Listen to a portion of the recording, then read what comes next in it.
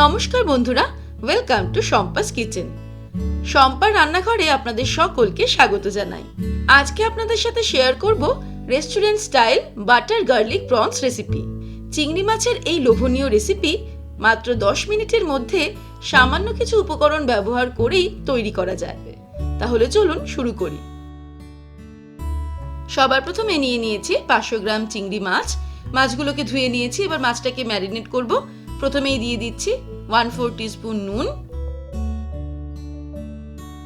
গোলমরিচের গুঁড়ো দিয়ে দেব 1/4 টিস্পুন, 1 টিস্পুন আদা রসুন বাটা দিয়ে দিলাম,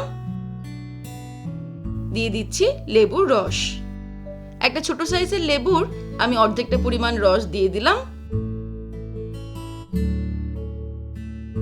তারপর সবকিছুকে ভালো করে মাখিয়ে নেব চিংড়ি মাছের সঙ্গে, আর এটাকে 5 মিনিট রেখে দিয়ে চলে যাব পরের স্টেপে। এবারে গ্যাস অন করে একটা প্যান বসিয়ে নেব। তারপর প্যানটা গরম হয়ে গেলে এর মধ্যে দিয়ে দেব 1 টেবিল স্পুন রিফাইন্ড অয়েল। আপনারা অলিভ অয়েল চাইলেও ব্যবহার করতে পারেন। আর দিয়ে দিচ্ছি 2 টেবিল স্পুন পরিমাণে বাটার। তারপরে ফ্লেমটাকে মিডিয়াম টু লোতে রেখে বাটারটাকে মেল্ট হতে সময় দেব। বাটারটা সম্পূর্ণ মেল্ট হয়ে গেলে এর মধ্যে দিয়ে দেব ম্যারিনেট করে রাখা চিংড়ি মাছ। এটাকে মিনিট খানেক ফ্রাই করব, আর এই ফ্রাই করার সময় কিন্তু ফ্লেমটাকে মিডিয়ামে করে নেব।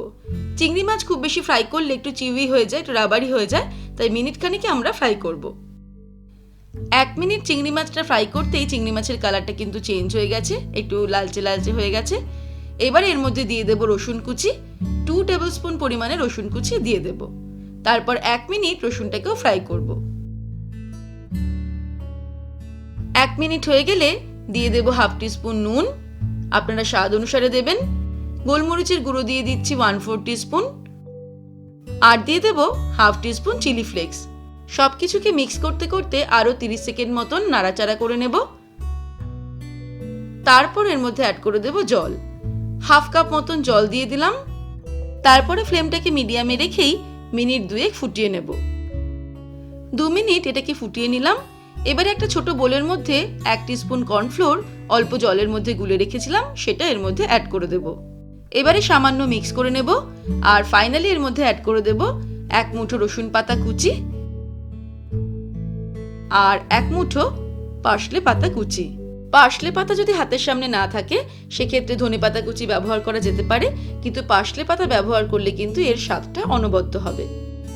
ভালো করে মিক্স করে নিলাম, এবারে ওভেনটাকে অফ করে দেব। ব্যাস, খুব সহজে তৈরি হয়ে গেল একদম রেস্টুরেন্টের স্টাইলে বাটার গার্লিক প্রনস রেসিপি।